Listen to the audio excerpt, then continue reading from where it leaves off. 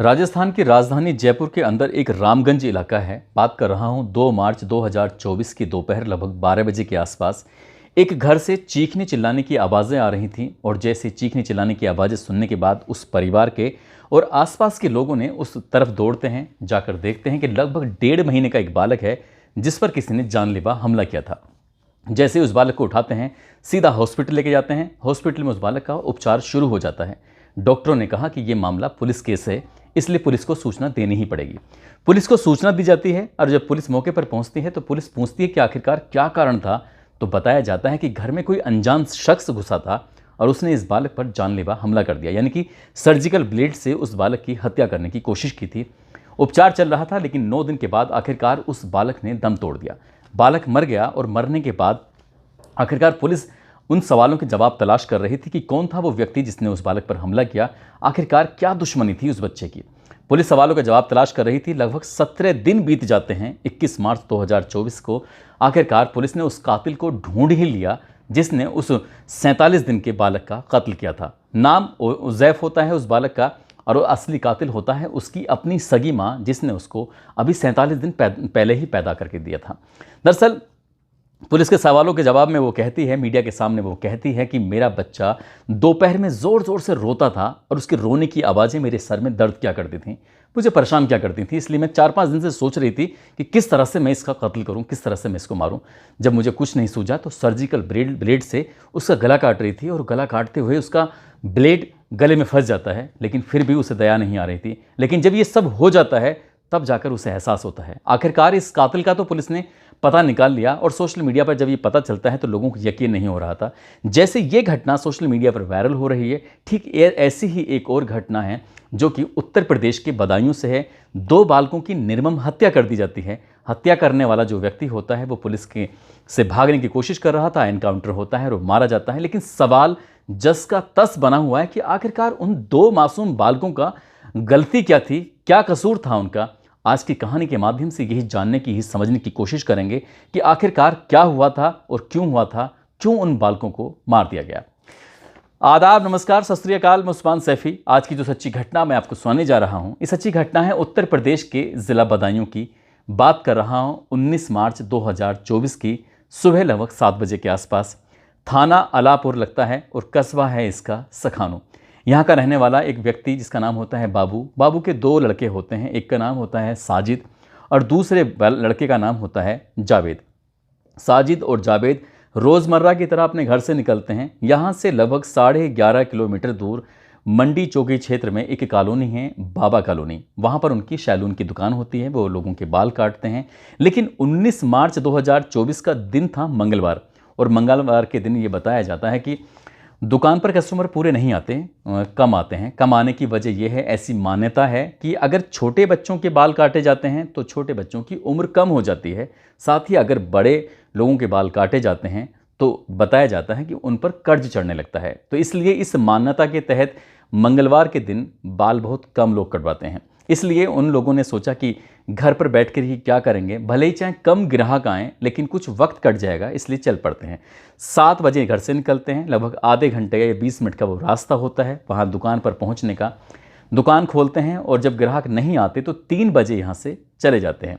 एक मीडिया कर्मी ने जब इंटरव्यू किया, इंटरव्यू करने के बाद इसकी माँ होती है नाजिमा ये सब सवाल नाजिमा से किए जा रहे थे और नाजिमा इन सवालों के जवाब दे रही थी। वो बताती है कि 3 बजे घर पे आ जाते हैं। घर के ही आंगन में कुछ मिट्टी खोद रहा था जो छोटा वाला बेटा होता है जावेद, और उसका मकसद था कि घर दादी का घर जो है उसमें घर में वो मिट्टी डाल रहा था। और इसी बीच में जो उसका बड़ा बेटा है साजिद वो नहाने चला जाता है। नहाकर जैसे ही वापस आता है एकदम से तैयार होता है, मोटरसाइकिल निकालता है। मोटरसाइकिल निकालने के बाद उसकी माँ नाजिमा कहती है कि कहाँ जा रहा है। वो कहता है कि फ़ोन आया है और वो फ़ोन मैं बस बदायूं जा रहा हूँ और बदायूं जाकर बस यूँ गया और यूँ आया। जिस तरह की बातें उसने कहा तो जो छोटा बेटा जो मिट्टी खोद रहा है उसने कहा कि अरे बेटा सुनो तो सही। उसने छोटे बेटे ने अपने भाई से पूछा, भाई कहाँ जा रहे हो यार। उसने कहा कि मैं बदायूं जा रहा हूँ, अभी तो बदायूं से आए थे, अब फिर बदायूं जा रहे हो। शाम के लगभग 5 बजे के आसपास का ये वाक़या था। वो आखिरकार अपने परिवार वालों से कुछ ना कुछ बोलकर उस फ़ोन का बहाना करके चला जाता है। जब जाता है, जाने के बाद 2 घंटे के बाद फिर सूचना मिलती है इस छोटे वाले बेटे के पास जिसका नाम साजिद होता है। साजिद ऐसा दावा करता है क्योंकि एक वीडियो सोशल मीडिया पर लगातार वायरल हो रही थी। वो ऐसा दावा कर रहा था कि जैसे सूचना मिलती है, सूचना मिलने के बाद उसे बताया जाता है कि तेरे भाई का झगड़ा हो गया है। अब झगड़े के बाद सूचना सुनने के बाद उसे लगता है कि झगड़ा शायद गाँव में वापस आते हुए किसी झगड़ा हो गया है। वो दौड़ता हुआ जाता है, लेकिन उसे पता चलता है कि झगड़ा यहाँ नहीं हुआ बल्कि दुकान के पास हुआ है। आखिरकार वो दुकान के पास ही पहुँच जाता है, लेकिन वहाँ जो उसने दृश्य अपनी आंखों से देखा, बहुत सारी भीड़ है, मारो मारो की आवाज़ लग रही थी, खोखों में आग लग चुकी थी और नुकसान हो ही रहा था। उसने सोचा पता नहीं ये लोग ऐसा ना हो कि मुझे भी मार डालें, इसलिए वो लड़का मौका पाता है और मौका पाते ही वहाँ से भाग जाता है। अब इसके बाद 2 पुलिस वाले घर पे आते हैं। घर पे आने के बाद जैसे पुलिस वाले आते हैं, फटकारते हुए कहते हैं इसकी साजिद और जावेद की माँ से कि तुम्हारे लड़के ने क्या कांड कर दिया है, तुम्हें पता भी नहीं है। दरअसल जैसे ही इस कांड के बारे में पता चलता है तो सोशल मीडिया पर लगातार ये खबर वायरल होने लगती है और ये खबर अब बदायूं में नहीं थी बल्कि उत्तर प्रदेश के हर कोने में फैल जाती है। और उत्तर प्रदेश ही नहीं, भारत के हर एक हिस्से में, बल्कि भारत की सीमाओं को पार करती हुई विदेशों तक ये खबर फैल जाती है। दरअसल बदायूं का ही मंडी चौकी क्षेत्र का एक मोहल्ला बाबा कॉलोनी है। बाबा कॉलोनी में एक सड़क के इस पार साजिद और जावेद की दुकान होती है, जो सैलून की यानी कि बाल काटने की दुकान होती है। ठीक सड़क के दूसरी पार में एक संगीता होती हैं।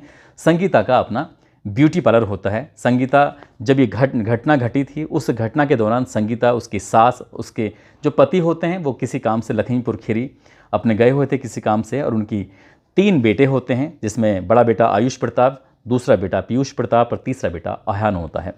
इसी घर के अंदर ये लड़का जाता है साजिद, और जाने के बाद 5,000 रुपये लेने की बात करता है। हालांकि एक इंटरव्यू में ये भी संगीता कह रही हैं कि वो घर आता है और क्लेचर मांगता है। 3 क्लेचर उसने मांगे थे। एक क्लेचर की कीमत 15 रुपये, 50 रुपये देता है, 5 रुपये उसको वापस कर दिए जाते हैं। और वो कहता है कि भाभी जी मेरा मन नहीं लग रहा है, मैं उदास हूँ, थोड़ा परेशान हूँ। तो इसी दुकान तो वैसे रोज़ देर से बंद करता है, लेकिन उसने आज जल्दी बंद कर दी, इसलिए उसने कहा कोई बात नहीं, आराम से रहो। आराम से रहने की वजह से वो छत पे जाता है। सबसे पहले बड़े बेटे को काटता है, उसके बाद फिर सबसे छोटे वाले बेटे को बुरी तरह से काट देता है। और उसका कत्ल करने के बाद जब तीसरा बेटा वहाँ पहुँचने की कोशिश कर रहा था, क्योंकि उससे तंबाकू मंगाया गया था, और जैसे ही उसे पता चलता है तीसरे बीच वाले बेटे को, वो जान बचाकर भागता है, अपनी माँ अपनी दादी को बताता है कि देखो भैया का किस तरह से उसने कत्ल कर दिया है। पूरा परिवार इतना बुरी तरह से घबरा जाता है और परिवार अपनी जान बचाने के लिए घर से बाहर भाग जाता है। बाहर भागने के बाद बाहर से कुंडा लगा देते हैं और उसको अंदर बंद कर देते हैं। आसपास के लोग भी आते हैं, पुलिस भी आती है, और जब पुलिस आती है तो उसके बाद आखिरकार उसे यहाँ से लेके जाती है साजिद को। जब साजिद को यहाँ से लेके जाती है, ले जाने के बाद पता चलता है कि वो भागने की कोशिश कर रहा था। भागने के दौरान पुलिस का साजिद का आमना सामना होता है। उसके पास अभी तक तो चाकू था, लेकिन कहाँ से पता नहीं उसके पास एक तमंचा आ जाता है और वो पुलिस पर हमला कर देता है और पुलिस उसको एनकाउंटर में ढेर कर देती है। अब ये एक सवाल था कि आखिरकार साजिद ने उन 2 मासूम बच्चों की हत्या क्यों की है। इसी हत्या का जवाब जानने के लिए जब पुलिस वालों ने घर वालों से बातचीत करने की कोशिश की, संगीता से, उसकी दादी मुन्नी देवी से, उसके पति विनोद से बातचीत करने की कोशिश की, तो उन्होंने कहा कि हमारी तो कोई दुश्मनी भी नहीं है, ये पड़ोस की बात थी, आ गया। और एक इंटरव्यू में कह रही थी मैं जानती भी नहीं हूँ, एक इंटरव्यू में कह रही कि वो मुझसे 5,000 रुपये उधार लेने की आया था, और वाक़ायदा उसने चाय भी बना के पिलाने की कोशिश कर रही थी। लेकिन इसी बीच में जब इंटरव्यू के दौरान उसने बताया कि उसका भाई जिसका नाम जावेद है वो भी साथ में था, लेकिन वो भाग गया है। अब पुलिस के लिए बस एक ही प्राइम सस्पेक्ट था कि आखिरकार जावेद से कुछ ना कुछ सफलता मिलेगी।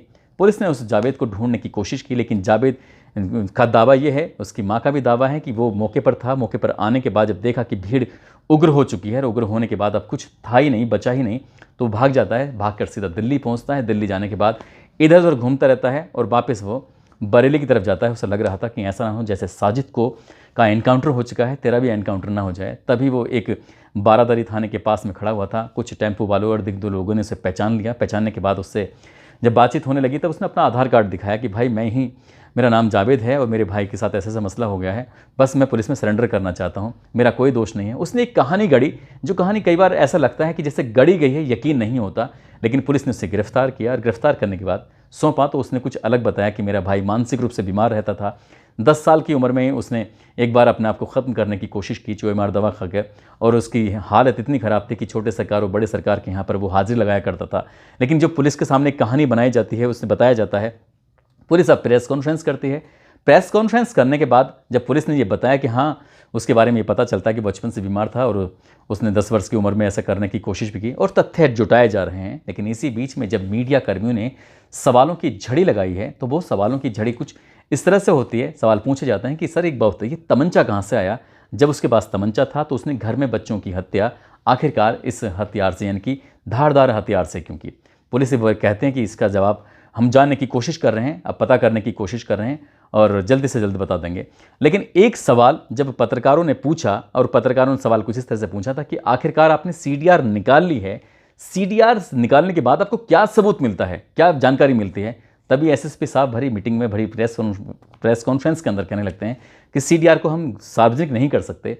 अब इधर तो ये सीडीआर को सार्वजनिक करने से मना कर रहे हैं, उधर जो इसकी माँ ने कहानी मीडिया के सामने पेश की है कि मेरा बेटा घर आया था, मिट्टी खोद रहा था, वहाँ अचानक से फ़ोन आता है, एक बेटा चला जाता है, एक बेटा रुक जाता है, दूसरे बार फ़ोन आता है, उसके बाद वो पीछे पीछे चला जाता है, और मेरे बेटे के पास आखिरकार वो आखिरी कॉल किसकी आई थी, उस आखिरी कॉल का मुझे जवाब चाहिए।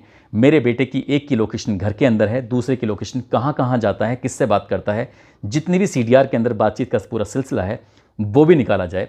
अब इसी तरह से ये माँ ने भी सवाल किया, लेकिन मीडिया ने भी सवाल किया, लेकिन सीडीआर निकलेगी नहीं निकलेगी ये पुलिस की जांच, ये पुलिस ही स्पष्ट कर सकेगी। लेकिन अभी सीडीआर सामने नहीं आ रही है। लेकिन इसी बीच में कई अलग अलग अखबार वाले, चाहे वो अमर उजाला वाले हों या फिर एबीपी वालों ने इस जो परिवार है, इस परिवार यानी संगीता से, उसके पति से, उसकी दादी से, बच्चों की दादी से बातचीत करने की कोशिश की, तो उन्होंने सिर्फ एक ही बात कही कि हमें इंसाफ चाहिए। इंसाफ के मामले में जब पूछते हैं कि भाई साजिद का तो एनकाउंटर हो चुका है, वो तो ख़त्म हो चुका है, लेकिन अब किस तरह का आपको इंसाफ चाहिए? और जो जावेद है उसको सुसंगत धाराओं में गिरफ्तार किया है, जेल भेज दिया है लगभग 14 दिन की न्यायिक हिरासत में। अब आप क्या चाहते हैं? तो वो कहते हैं कि उसका भी एनकाउंटर होना चाहिए, साथ ही उसका घर भी पूरा गिराया जाना चाहिए। आज जब बात घर गिराने की आती है, एनकाउंटर की बात आती है, तो पुलिस वाले यही कहते हैं कि भाई अभी जांच का विषय है, जांच चल रही है, जो जिसका जितना दोषी होगा उसके हिसाब से कार्रवाई की जाएगी। लेकिन अभी भी जो जावेद की मां ने कॉल डिटेल के बारे में पूछा है कि आखिरकार इस कॉल डिटेल से क्या राज खुलेगा, राज खुलेगा नहीं खुलेगा, पुलिस ये बताना चाहेगी या नहीं बताना चाहेगी। लेकिन एक रूमर है जो बदायूं के अलग अलग हिस्सों में तैर रहा है कि इसमें कोई प्रेम प्रसंग का मामला भी सामने आता है। उसमें कितनी सच्चाई है कितनी नहीं है, ये जो माँ उसकी कहती है कि उसके बेटे की कॉल डिटेल निकलवाई जाए और वो सार्वजनिक की जाए। अगर कॉल डिटेल निकलती है तो उससे पता नहीं कुछ ऐसे राज निकल के आ सकते हैं जिससे क्या कातिल ने कत्ल क्यों किया है तो ये भी पता चल जाएगा। साथ ही इसमें एक और मेरे अधिकारी से बातचीत चल रही थी, जब अधिकारी ने बताया उसमें, तो वो कहते हैं कि जिस वक्त ये घटना हुई थी उस वक्त ये वीडियो सोशल मीडिया पर तैरने लगते हैं कि 2 बच्चों की निर्मम हत्या कर दी जाती है साजिद द्वारा। तो उसके बाद फिर जहाँ जहाँ तक ये वीडियो फैलता है वहाँ तक लोगों में एक आक्रोश फैल जाता है, और इतना आक्रोश फैल जाता है कि लोग सड़कों पर उतर जाते हैं। अगर सड़कों पर उतर जाते हैं और मामला बढ़ने लगता है, चुनाव का भी वैसे भी दौर चल रहा है और पुलिस इतनी जल्दी कंट्रोल कर भी नहीं पा रही थी, लेकिन कुछ ही देर के बाद जब एक खबर और चलती है कि शेखुपुरा के पास उस साजिद का पुलिस की मुठभेड़ में एनकाउंटर हो गया, वो मर चुका है, तो तब जाकर लोग शांत होते हैं। यदि शायद ऐसा नहीं होता या पुलिस अपनी त्वरित कार्रवाई नहीं करती तो हो सकता है कि अलग अलग जगहों पर कुछ बड़े बवाल हो सकते थे और ज़्यादा लोगों को नुकसान भी हो सकता था और ज़्यादा आर्थिक और वैसे भी हानि हो सकती थी। दोस्तों, इस पूरे घटनाक्रम को सुनाने का उद्देश्य किसी को परेशान करना नहीं है, किसी का दिल दुखाना नहीं है, बल्कि आपको जागरूक करना है, आपको सचेत करना है। और जो सीडीआर का मामला है, पुलिस कभी इसे बताना चाहेगी या नहीं बताना चाहेगी, इसके पीछे का जो राज है वो बताना चाहेगी या नहीं बताना चाहेगी, क्योंकि जिस तरह से संगीता की वीडियो चल रही हैं और लोगों ने कहा है कि इससे भी पूछताछ होनी चाहिए। जरा सोचने वाली बात यह है कि किसी के 2 बच्चों की निर्मम तरीके से हत्या की गई है, क्या उनसे इतनी जल्दी सवाल करना वाजिब बनता है या नहीं बनता है? ये आप कमेंट में ज़रूर बताइएगा। लेकिन इतनी जल्दी किसी परिवार को इतना परेशान भी नहीं करना चाहिए। जिस तरह से मीडिया वालों ने लगातार उनके चेहरे पर माइक लगा दिया कि ये बताइए वो बताइए, कम से कम उन्हें कुछ तो सब्र करने दीजिए, क्योंकि उनके 2 बच्चे बहुत बुरी तरह से गए हैं, मरे हैं। दोस्तों, इस पूरे घटनाक्रम को सुनाने का उद्देश्य किसी को परेशान करना नहीं है, किसी का दिल दुखाना नहीं है, बल्कि आपको जागरूक करना है, आपको सचेत करना है। आप जहाँ भी रहें अपना ख्याल रखें, सुरक्षित रहें। जय हिंद, जय भारत।